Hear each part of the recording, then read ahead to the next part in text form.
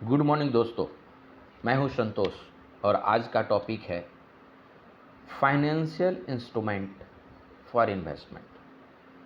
पूरे दुनिया में मैक्सिमम और सारे लोग हम लोग अपने पैसा को इन्वेस्ट करते हैं और इन्वेस्टमेंट रियली बहुत ज़रूरी है। तो इस इन्वेस्टमेंट को जो इंस्ट्रूमेंट है उसको हम दो पार्ट में डिवाइड कर रखे हैं। सबसे पहला पार्ट है जो हाई रिस्क और दूसरा पार्ट है लो रिस्क और मीडियम रिस्क। तो ये टर्म जो हाई रिस्क और लो रिस्क का सिंपल सी मतलब होती है कि जहाँ पर हाई रिस्क है रिवार्ड भी हाई है और जहाँ लो रिस्क है तो रिवार्ड भी लो है। एक क्लियरली दुनिया कभी भी किसी को अनफेयर नहीं देखता है।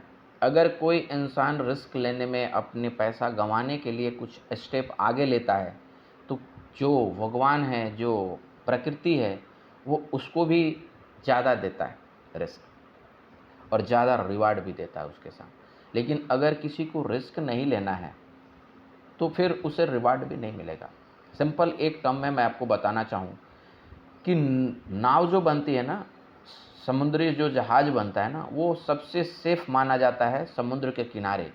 लेकिन उसको उसके लिए बनाया ही नहीं गया है, उसको समुद्र में चलने के लिए बनाया गया है।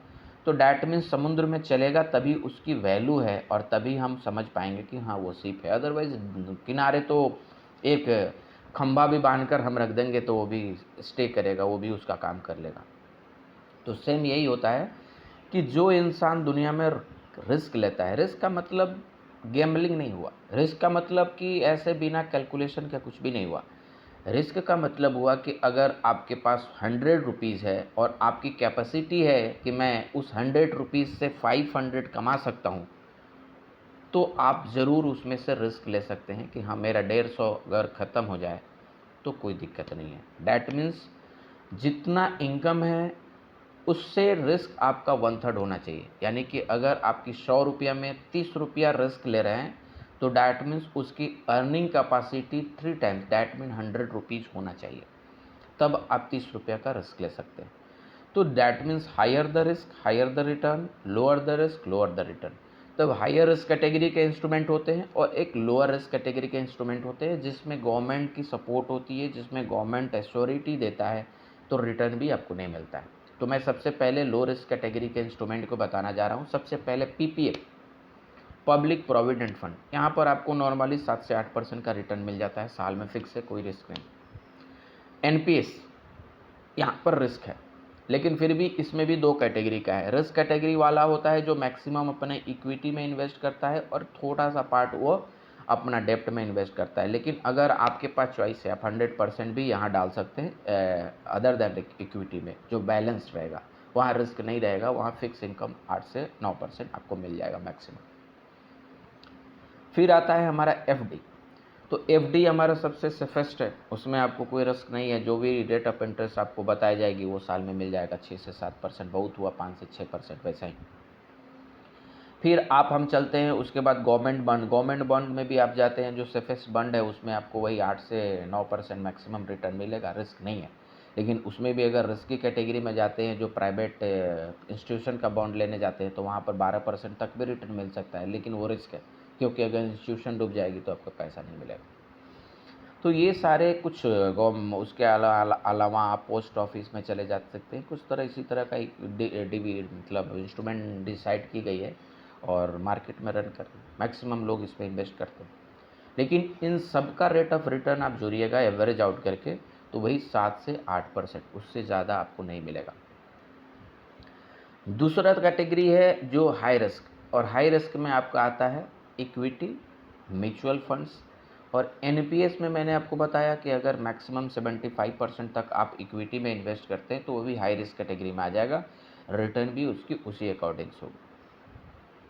तो इस कैटेगरी में लोग जो इन्वेस्ट करते हैं, उसके अलावा रियल एस्टेट हो गया, उसके अलावा आपका आ गया इसमें बिजनेस हो गई, ये सारे हाई रिस्क कैटेगरी के इन्वेस्टमेंट है।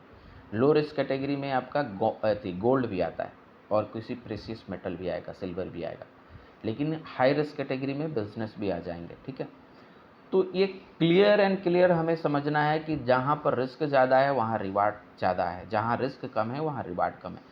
तो जितने भी लो रिस्क कैटेगरी का इंस्ट्रूमेंट है वहाँ 7 से 8% और जितने भी हाई रिस्क कैटेगरी का इंस्ट्रूमेंट है वहाँ नॉर्मली 12 से 20% तक आप कमा सकते हैं। तो ये आपको डिसाइड करना है कि हम किस कैटेगरी में काम करते हैं। अगर इस तरह से अगर एक नॉर्मल ह्यूमन नेचर जाना जाए तो जो एज कम कैटेगरी में है यानी कि 30 साल 40 साल के आसपास में है, तो हायर रिस्क कैटेगरी में उसकी इन्वेस्टमेंट 60-70% डाल सकता है और लोअर रिस्क में 30-40%।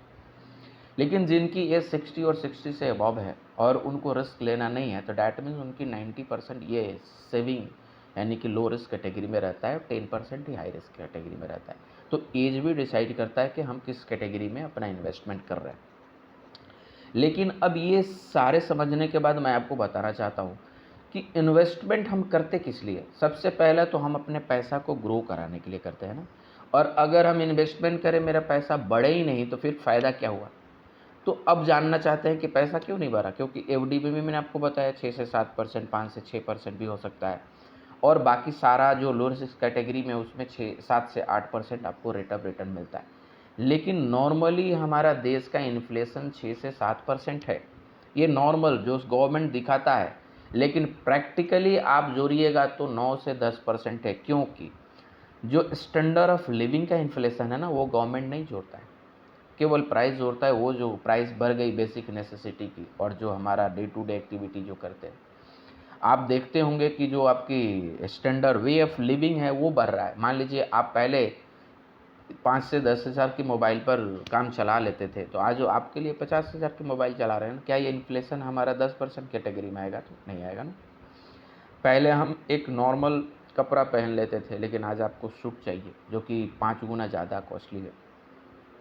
पहले हम इकोनॉमिक क्लास में ट्रैवल कर लेते थे, ट्रेन में अगर 2 एसी में सेकंड एसी थर्ड एसी के नीचे भी जा सकते थे, लेकिन आज हमें चाहिए फर्स्ट क्लास या सेकंड क्लास एसी। तो डैट मीन्स हमारा स्टैंडर्ड ऑफ लिविंग बढ़ रही है, और उसे अगर हम ऐड करें सारा मिलाकर तो 9 से 10% हमारा एवरेज इन्फ्लेशन है पर ईयर। तो अगर कोई लो रिस्क कैटेगरी में इन्वेस्ट कर रहा है तो डैट मीन्स उसकी अर्निंग यानी कि उसकी पैसा का वैल्यू कम हो गई। अगर वो 8% कमा रहा है और 10% उसकी इन्फ्लेशन है, डैट मीन्स जो पैसा 100 रुपया आज जो उन्होंने इन्वेस्ट कर रखा है, सेम चीज़ या सेम चीज़ की ज़रूरत जो 1 साल बाद पड़ेगी 110 रुपया देना पड़ेगा उसे, लेकिन उसके पास तो रिटर्न मिलेगा 108 रुपया ही। तो डैट मीन्स 2 रुपया वो अपना पैसा वैल्यू डिग्रेड कर लिया और उसकी ये कह सकते हैं कि कम हो। लेकिन यही हाई रिस्क कैटेगरी में डिफरेंस है, क्योंकि हम अगर स्टैंडर्ड ऑफ लिविंग और अदर इन्फ्लेशन जोड़ के अगर 9 से 10% मान रहा हूँ, लेकिन वो हमें कमा कर देगा 12 से 20%। तो डैट मीन्स हम अपने इन्फ्लेशन को भी बीट कर पा रहे हैं। दूसरी चीज़, अगर लॉन्ग टर्म में जोड़ा जाए, केवल 5 साल की मैं आपको जो जोड़ के बता रहा हूँ, अगर कोई आदमी 8% रेट ऑफ रिटर्न कमा रहा है वो 5 साल में, तो मैक्सिमम 100 रुपये में 30 रुपया कमा सकता है। लेकिन सेम आदमी जो 15 से 20% कमा रहा है तो उसकी अर्निंग डबल या ट्रिपल हो सकती है। सिंपल फार्मूला होता है 72 रूल। 72 से डिवाइड कर दिए रेट ऑफ अर्निंग, आपको पता चलेगा कितने साल में आपका पैसा डबल हो रहा है। तो अगर मैं 8 जोड़ता हूँ तो 12 8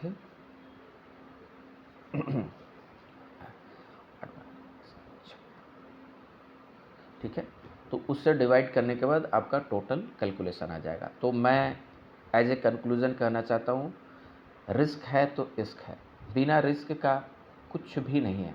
अगर हमें आगे बढ़ना है तो रिस्क लेना पड़ेगा, और रिस्क लेने के बाद ही हम अगर आप यंग है तो मैं तो बोलूँगा कि मैक्सिमम इक्विटी में इन्वेस्ट कीजिए, लर्निंग करिए, देन उसके बाद इन्वेस्ट करिए, और that investment not for short term, should be long term. धन्यवाद दोस्तों, आज का टॉपिक है, धन्यवाद।